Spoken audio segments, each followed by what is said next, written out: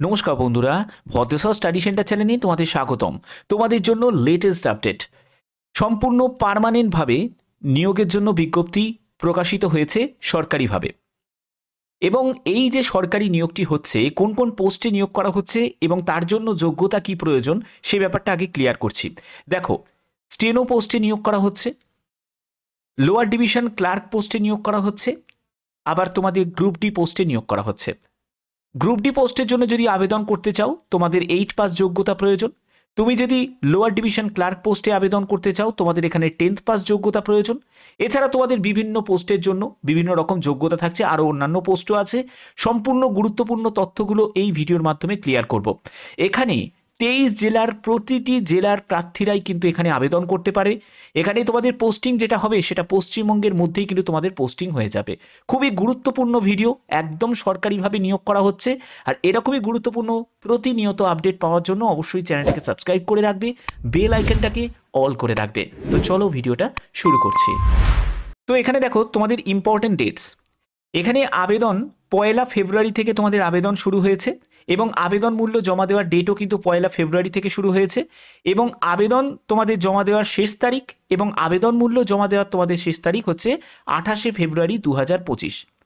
তোমরা পরবর্তী সময় তোমাদের যে অ্যাডমিট কার্ড ডাউনলোড করার বা টায়ার 1 এক্সামিনেশন কবে হবে, প্রিলি এক্সামিনেশন কবে হবে সেটার ডেটটা তোমাদের পরবর্তী সময় জানিয়ে দেওয়া হবে। বা তোমরা চ্যানেলটাকে সাবস্ক্রাইব করে রাখবে যারা যারা এখনও করোনি, আর যারা করেছো তাদেরকেও জানিয়ে দেওয়া হবে, তাদেরকে কমিউনিটিতে পোস্ট করে দেওয়া হবে এবং তোমরা সেখান থেকে তোমরা জানতে পেরে যাবে। ওকে, এবার দেখো যে তোমাদের এডুকেশন কোয়ালিফিকেশন কি প্রয়োজন। তোমরা যারা যারা গ্রুপ ডি পোস্টের জন্য আবেদন করবে, গ্রুপ ডি পোস্টের জন্য আবেদন করবে, তোমাদের এখানে যোগ্যতা যেটি প্রয়োজন সেটা হচ্ছে 8 পাস যোগ্যতা প্রয়োজন। ঠিক আছে, আর এক্সট্রা কোনো কোয়ালিফিকেশনে কোনো প্রয়োজন এখানে নেই। এবং তোমাদের সেই রাজ্যের অবশ্যই সেই অফিসিয়াল ল্যাঙ্গুয়েজ অর্থাৎ বাংলা ভাষা জানতে হবে, যেহেতু পশ্চিমবঙ্গে পোস্টিং হচ্ছে। তারপরে দেখো প্রসেস সার্ভার। এই প্রসেস সার্ভার পোস্টের জন্য যদি আবেদন করতে চাও এখানেও কিন্তু 8 পাস যোগ্যতা চাওয়া হয়েছে এবং বাংলা ভাষায় লিখতে পড়তে বলতে জানতে হবে। তুমি যদি এলডিসি লোয়ার ডিভিশন ক্লার্ক পোস্টের জন্য আবেদন করতে চাও এখানেও তোমাদের মাধ্যমিক পাস যোগ্যতা প্রয়োজন এবং বাংলা ভাষায় লিখতে পড়তে বলতে জানতে হবে। এর পরবর্তী আরেকটি পোস্ট আছে যেটা হচ্ছে তোমাদের স্টেনোগ্রাফার। ইংলিশ স্টেনোগ্রাফার পোস্টের জন্য যদি আবেদন করতে চাও তাহলে এখানে তোমাদের যোগ্যতা যেটি প্রয়োজন সেটা হচ্ছে মাধ্যমিক পাস যোগ্যতা এবং certificate knowledge in computer operation, অর্থাৎ কম্পিউটারের বেসিক তোমাদের নলেজ থাকতে হবে এবং ইংলিশ স্টেনোর ব্যাপারে জ্ঞান থাকতে হবে, যেখানে 80টি শব্দ প্রতি মিনিটে তোমাকে শর্ট হ্যান্ডের একটা তোমাকে ট্রান্সক্রিপশনও থাকবে এবং তোমাদের টাইপ রাইটিং টেস্টও কিন্তু নেওয়া হবে। তো এগুলো হচ্ছে তোমাদের এডুকেশন কোয়ালিফিকেশন। আশা করি ক্লিয়ার করতে পারলাম। এরপরে হচ্ছে সিলেকশন প্রসেসটা কি। দেখো, তুমি যদি স্টেনোগ্রাফার পোস্টের জন্য আবেদন করো সেখানে তোমাদের ওএমআর সিট অ্যান্সার তোমাকে দেবে। সেখানে তোমাদের এমসিকিউ টাইপের প্রশ্ন থাকবে, 100 কোশ্চেন্স থাকবে, 50 কোশ্চেন্স থাকবে, 100 মার্কসের তোমাদের পরীক্ষা হচ্ছে। প্রতিটি প্রশ্নের মান হচ্ছে 2 নম্বর করে থাকছে। এখানে দেখো, ভুল উত্তরের জন্য 1 নম্বর কিন্তু কাটা হবে এবং তোমাদের 60 মিনিটস অর্থাৎ 1 ঘন্টা তোমরা সময় পাচ্ছ। এই টায়ার 1 তোমরা কমপ্লিট করার পরে চলে যাবে টায়ার 2তে, তারপরে তোমাদের টায়ার 3তে থাকবে। টায়ার 2তে যেটা থাকবে সেটা ডিকটেশন ট্রান্সক্রিপশন টেস্ট হবে, যেখানে 50 মার্কস থাকছে। টায়ার 3তে তোমাদের টাইপিং টেস্ট হবে, কম্পিউটার টাইপিং টেস্ট, 50 মার্কস থাকছে। এবং টায়ার 4এতে তোমাদের টায়ার 2 এবং টায়ার 3 এটাকে কম্বাইন করে তার 5 গুণ প্রার্থীকে ভাইবা পার্সোনালিটি টেস্টের জন্য ডাকা হবে, যেখানে 30 নম্বর থাকবে। এটা তোমরা কমপ্লিট করলে এখানে লোয়ার ডিভিশন ক্লার্কের ক্ষেত্রে দেখো টায়ার 1 তোমাদের হবে, যেখানে এমসিকিউ টাইপের তোমাদের প্রশ্ন থাকবে, 100 মার্কসের তোমাদের পরীক্ষা হচ্ছে, 50 কোশ্চেন্স থাকবে, প্রতিটি প্রশ্নের মান হচ্ছে 2 করে, ভুল উত্তরের জন্য 1 নম্বর কাটা যাবে, 60 মিনিটস তোমরা সময় পাবে।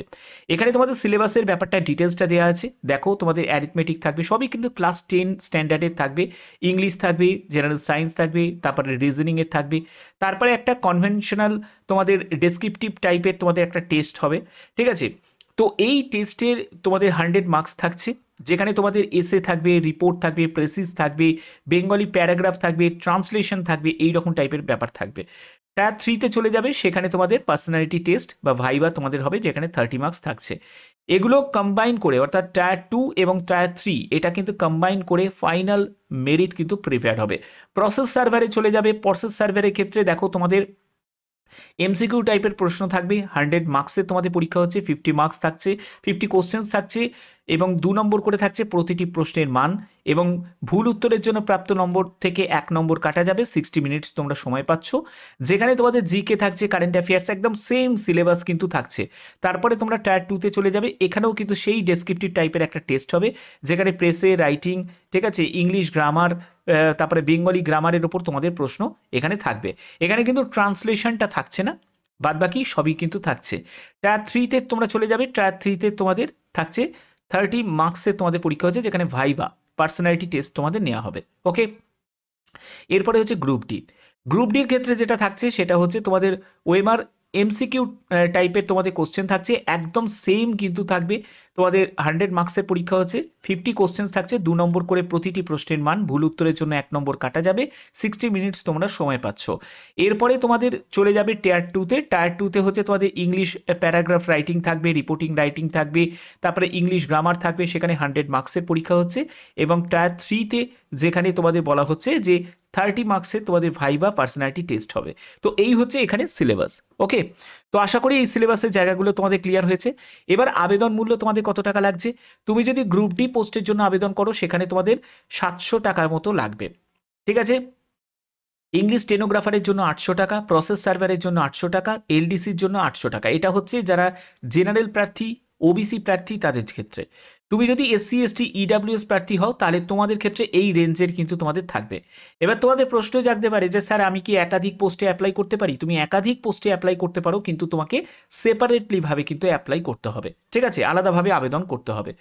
এখানে দেখো তোমাদের এই যে নিয়োগটি করা হচ্ছে সেটা পূর্ব মেদিনীপুর জাজশিপ স্টাফ রিক্রুটমেন্ট 2025-এ এই নিয়োগটি করা হচ্ছে।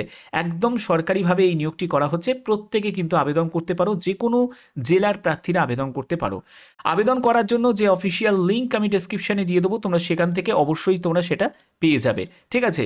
আর এরকমই গুরুত্বপূর্ণ আপডেট পাওয়ার জন্য অবশ্যই কিন্তু চ্যানেলটাকে সাবস্ক্রাইব করে রাখবে, কারণ আমার চ্যানেলের মাধ্যমে প্রতিনিয়ত জেনুইন ইম্পর্টেন্ট ইনফরমেশন তোমাদের কাছে প্রোভাইড করা হয়। এরকমই গুরুত্বপূর্ণ আপডেট সব সময় তোমরা কিন্তু পেয়ে যাবে।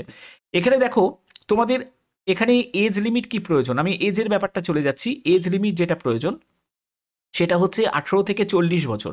দেখো, তুমি যদি lower division clerk, process server বা গ্রুপ ডির জন্য আবেদন করো, সেখানে তোমাদের বয়স হচ্ছে 18 থেকে 40 বছর। তবে তুমি যদি এসসি এসটি ক্যান্ডিডেট যদি হয়ে থাকো, দেখো তুমি যদি শিডিউল ট্রাইব হয়ে থাকো, তাহলে তোমার ক্ষেত্রে 18 থেকে 45 বছর। তুমি যদি শিডিউল কাস্ট এবং ওবিসি ক্যাটাগরি থেকে হয়ে থাকো, তাহলে তোমার ক্ষেত্রে 18 থেকে 43 বছর। ওকে, এরপরে তুমি যদি স্টেনোগ্রাফার পোস্টের জন্য আবেদন করো, দেখো স্টেনোগ্রাফার পোস্টের জন্য তোমাদের ক্ষেত্রে এখানে বয়স দেওয়া হয়েছে শিডিউল কাস্ট এবং ওবিসিদের ক্ষেত্রে হচ্ছে 35 বছর, শিডিউল ট্রাইবদের ক্ষেত্রে হচ্ছে 37 বছর, এবং আদার যারা পার্সন আছে মানে জেনারেল প্রার্থী যারা আছে তাদের ক্ষেত্রে 18 থেকে 32 বছর।